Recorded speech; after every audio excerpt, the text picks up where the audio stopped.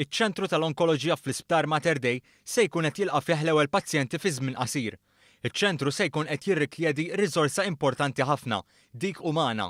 Tkellimna mas-Segretarju Parlamentari Chris Fern. Huwa importanti ħafna li nkomplu bit-taħriġ u bil-training tan-nistana. Fil-fatt, il-staff li jew jaħdem boffa, il-maġġoranza kbira tiegħu diġà taħriġ intensiv biex ikun jista' jkompli jagħti s-servizzi tiegħu fl-Isptar tal-Onkoloġija ġdid. Waqt żjara fl-Isptar Boffa flimkien mas-Sinjura Michelle Muscat, is-Segretarju Parlamentari fakkar li l-kanċer ma jikkawżax biss tbatija fiżika iżda anke psikoloġika.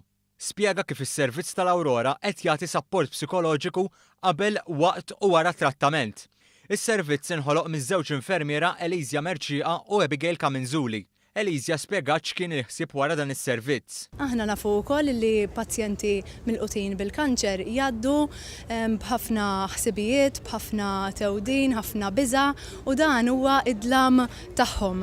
Allura aħna ħsibna biex noħolqu dan is-servizz fejn jimlilhom dak il-gap u jtihom dak id-dawl li jkollhom bżonn f'din it-triq. Michelle Muscat fisem il-Marigold Foundation ippreżenta d-donazzjoni lill-Isptar Boffa. Id-donazzjoni se tkompli tejjeb l-Awrora, kif spjegat Abigail. Dawn il-flus li ingħatajna ħanixtru wkoll apparat fejn fihom nagħmlu użu minnhom għal Beauty Days tagħna, ħanixtru couches fejn dawn in-nies ikunu jistgħu nofrulhom din il-trattament fuqhom. Is-Sinjura Muscat qalet li l-Marigold Foundation tagħti d-donazzjonijiet fuq bażi ta' proġetti. Appellat biex titqajjem iżjed kuxjenza dwar inizjattivi bħall-Awrora fost il-pubbliku in ġenerali.